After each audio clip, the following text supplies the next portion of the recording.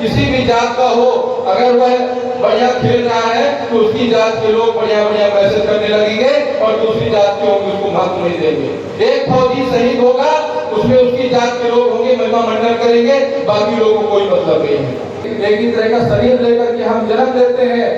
इसीलिए परम पूज्य गुरुवर कहते हैं कि अगर तुम आपस में लड़ते रहोगे, आपस में कि हम मामन है, हम क्षत्रिय हैं, हम राजपूत हैं, हम वैश्य हैं, हम फला जात के हैं, तुम हमको मत छुओ, तुम हमारे से छोटे हो, तुम हमारे से बड़े हो, अगर यह करते रहोगे तो आपके न घर का कल्याण हो पाएगा, न आपके गांव का कल्याण हो पाएगा, न आपके समाज का कल्याण हो पाएगा।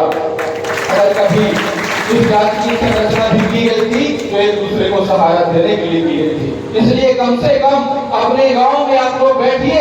और सभी जात के लोग इतना निर्णय ले लीजिए कि मेरे गांव में कोई भी व्यक्ति नशा नहीं करेगा, मेरे गांव में कोई भी व्यक्ति नॉनवेज नहीं खाएगा, मछली मुर्गा बकरा नहीं खाएगा, मेरे गांव में कोई भी ऊंच नीच नहीं मानेगा। पहले जो गलतियां होती रही है, हम आने वाली भविष्य के लिए, अपने बच्चों के लिए, आने वाली पीढ़ी के लिए कम से कम वह रास्ता बनाए जो हमारे पूर्वज नहीं बना गए, वो गलती हम न दोहराए जो हमारे पूर्वजों ने की है, जिसका खामियाजा हम भुगत रहे हैं, हमारे आने वाली पीढ़ी का खामियाजा ना भुगते। इसलिए कम से कम गांव में आप बड़े बुजुर्ग जितने भी हैं बैठिए एक साथ और यह निर्णय लीजिए कि कम से कम यह 3 चीजें हमारे गांव में नहीं होंगी। आप देखिएगा आपका गांव का हर एक घर स्वर्ग बनकर के उतरेगा। जिस स्वर्ग की कल्पना आप करते हो कि मरने के बाद मिलेगा, वह स्वर्ग आपको जीते जी आपके गांव आपके घर में प्राप्त होगा।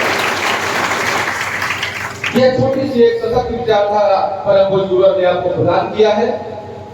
इन महाआरती के क्रम जो होते हैं, छोटे छोटे आरती के क्रम होते हैं, चालीसा के क्रम होते हैं, इनको महत्व दिया करिए।